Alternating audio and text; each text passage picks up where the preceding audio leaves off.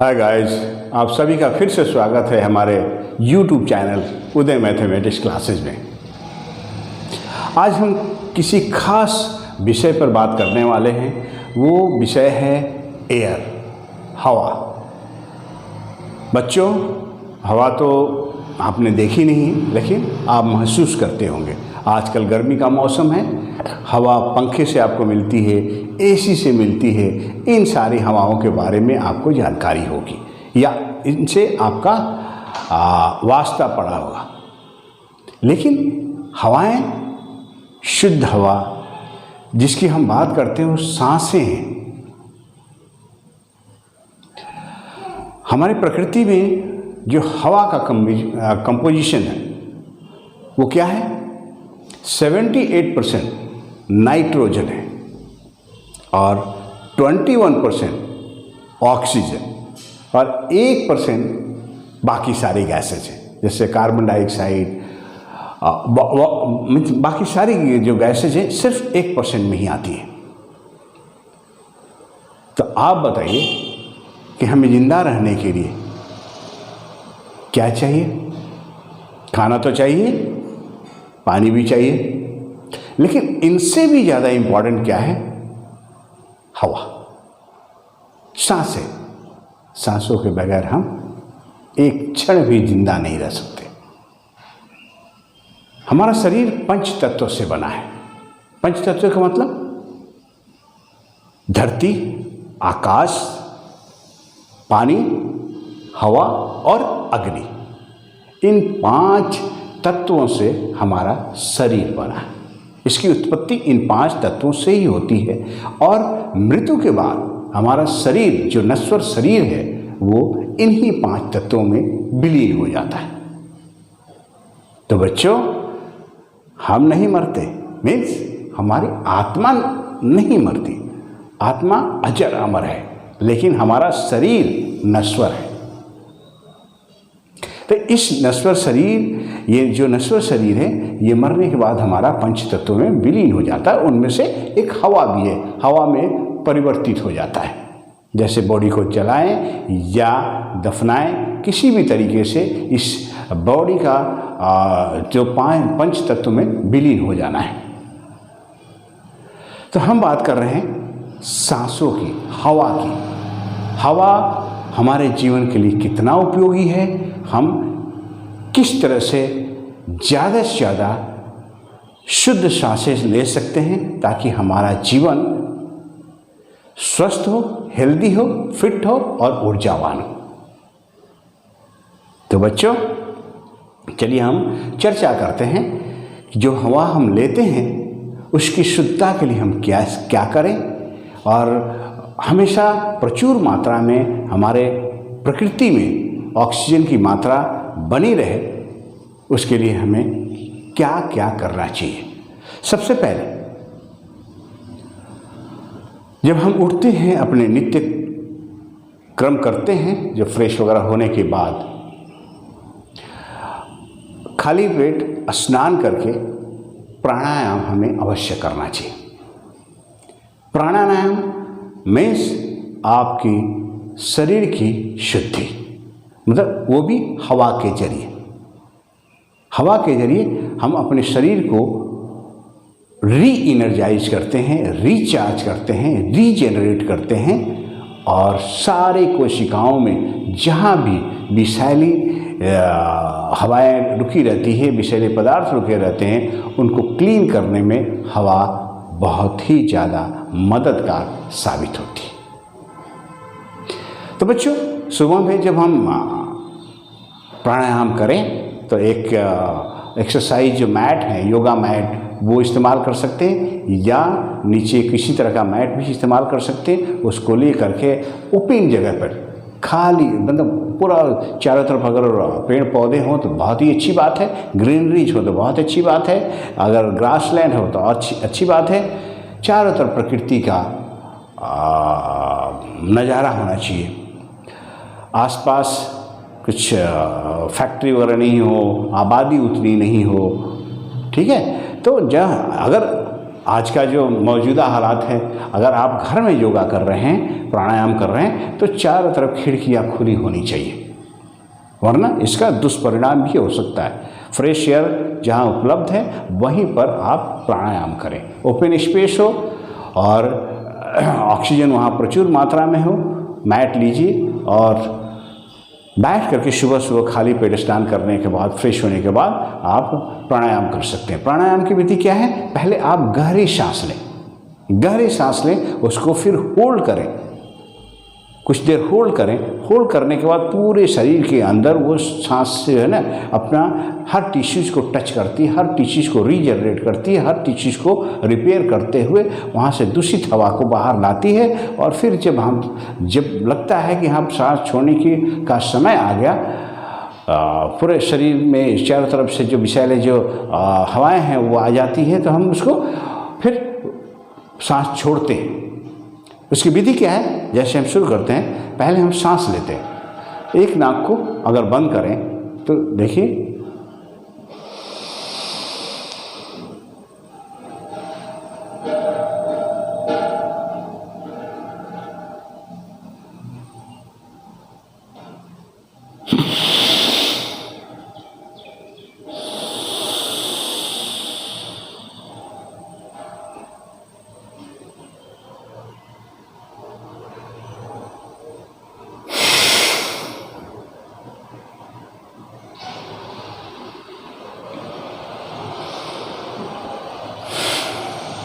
इस तरह से बच्चों एक नाक को बंद करके पहले गहरी सांस लीजिए, फिर उस सांस को पूरा होल्ड कीजिए थोड़े समय तक। थोड़े समय तक मतलब जितनी देर में सांस आपने लिया उससे थोड़ा सा समय ज़्यादा करके आप सांस को होल्ड कीजिए, ताकि पूरे शरीर के अंदर वो सांस जो शुद्ध हवा है, फ्रेश एयर है, वो इंटर करके हर कोशिकाओं को टच करते हुए वहाँ से जो विषैले पदार्थ हैं, विषैले जो हवाएं हैं, उनको बाहर निकालें। और जब निकालने का समय आए तो सांस छोड़ें। सांस छोड़ते वक्त पूरी सांस आपको छोड़नी है, मतलब फोर्स लगा के थोड़ा सा हल्का सा एग्जर्ट करना है, ताकि जितनी आपने सांस ली है उतनी छोड़ दी जाए। गिव एंड टेक के फॉर्मूला है, कोई भी चीज़ आपको अंदर नहीं रहनी चाहिए, कोई भी ज़्यादा भी नहीं छोड़नी। इसलिए आपका सर्कुलेशन प्रॉपर होना चाहिए, जितनी सांसें ले उतनी सांसें ही छोड़ें। तो प्राणायाम करने की विधि क्या है? सुबह खाली पेट स्नान करने के बाद नित्य क्रियाओं से आप निवृत्त होकर के आप इस प्राणायाम को कर सकते हैं। इससे आपके सारे सेल्स रिपेयर हो जाते हैं, जो डेड टिश्यूज हैं वो रिपेयर हो जाते हैं, और सारे चेहरे पर फ्रेशनेस नज़र आता है, हर अंग विकास करता है, और आँखों की रोशनी हो, और साउंड हेल्दी मीन्स माइंड के अलावा आपको अच्छी निद्रा भी आती है, आपकी पाचन शक्ति स्ट्रांग होती है। मतलब हर तरीके से आपको पढ़ाई में मन लगेगा, मतलब हर तरीके से आपको प्राणायाम मदद करेगा आपको स्वस्थ रहने में। अगर आप फिट हैं, फाइन हैं, पाचन शक्ति स्ट्रांग है, नींद प्रॉपर आती है, ध्यान आप प्रॉपर लगा पाते हैं पढ़ाई में और खेलने में, तो आप समझिए कि आप स्वस्थ हैं। तो प्राणायाम जो हवा, शुद्ध हवा से हम पूरे बॉडी को क्लीन करते हैं, डिटॉक्सिफाई करते हैं। डिटॉक्सिफाई मतलब आप जितने विषैली चीज़ें हैं विष मुक्त करते हैं अपने शरीर को। ये हवा से, अपने हाथों से तो नहीं, शरीर के अंदर आप क्लीन कर सकते हैं, हवा और पानी से करते हैं। तो हवा एक ऐसा जरिया है जिसको प्रॉपर शुद्ध हवा ऑक्सीजन लेते हैं और फिर उसके बॉडी को क्लीन करते हैं और छोड़ते हैं सांसें, तो वो हमारा बॉडी डिटॉक्सिफाई हो जाता है, मीन्स पूरी तरह से शुद्ध हो जाता है। तो ये सांसें जो लेते हैं, ऑक्सीजन की ज़्यादा से ज़्यादा मात्रा हो, इसके लिए हम क्या करें? तो बच्चों, ज़्यादा से ज़्यादा हम वृक्षारोपण करें, मतलब प्लांटेशन। ज़्यादा से ज़्यादा हम पेड़ लगाएं, ज़्यादा से ज़्यादा हम वेजिटेबल उगाएं, ज़्यादा से ज़्यादा हम हरियाली आसपास का मतलब नज़ारा देखने के लिए आपको पहले प्लांट तो करना ही पड़ेगा। खासकर पीपल के पौधे हम ज़्यादा लगाएं तो अच्छी बात है। पीपल से ज़्यादा बहुत प्रचुर मात्रा में ऑक्सीजन हमें प्राप्त होती है। तो इस तरह से हम इकोसिस्टम को अपना मेंटेन कर सकते हैं।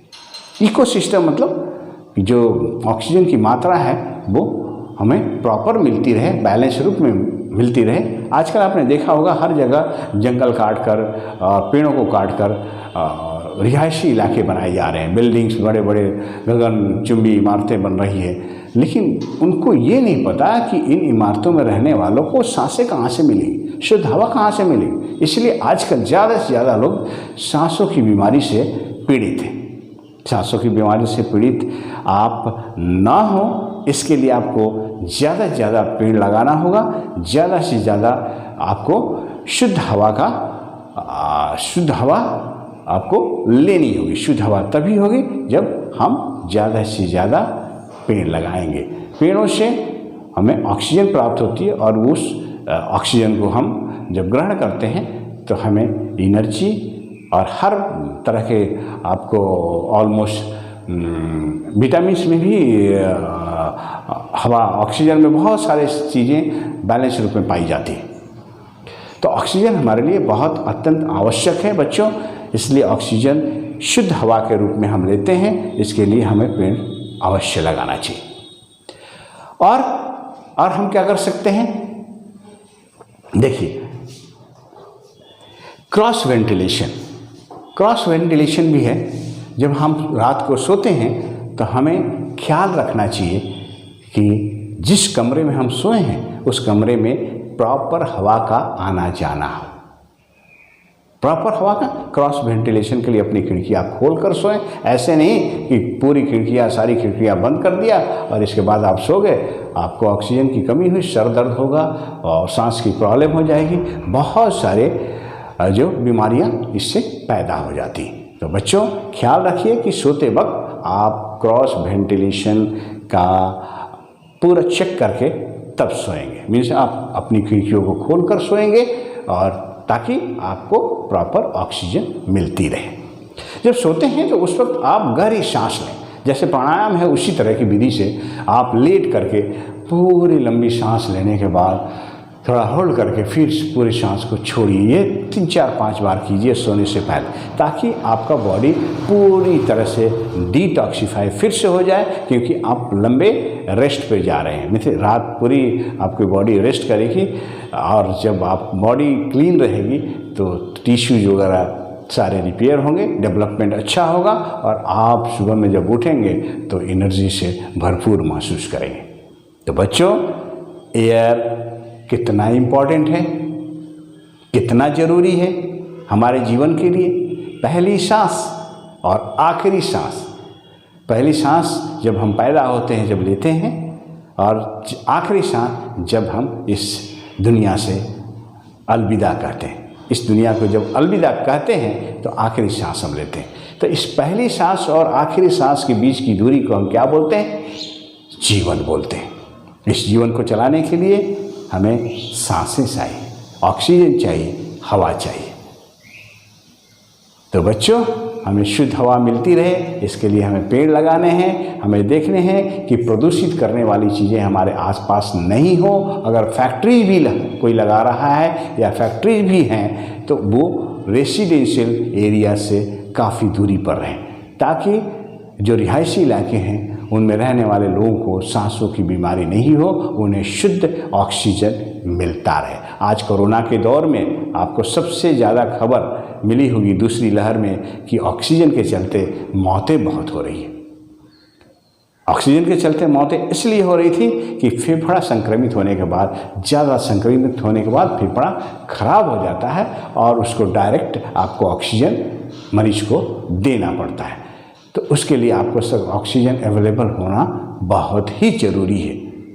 और अगर फेफड़े सही भी हैं तब भी आपको ऑक्सीजन ही ज़रूरी है, और कोई हवा से काम नहीं चलेगा। कार्बन डाइऑक्साइड आपको मृत्यु का कारण बन सकता है, ऑक्सीजन ही हमें जीवित रखता है।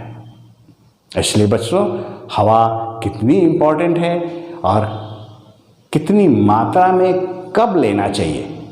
आप सोचते होंगे कि सांसें नेचुरली आती जाती हैं, इससे ही हम स्वस्थ रहेंगे।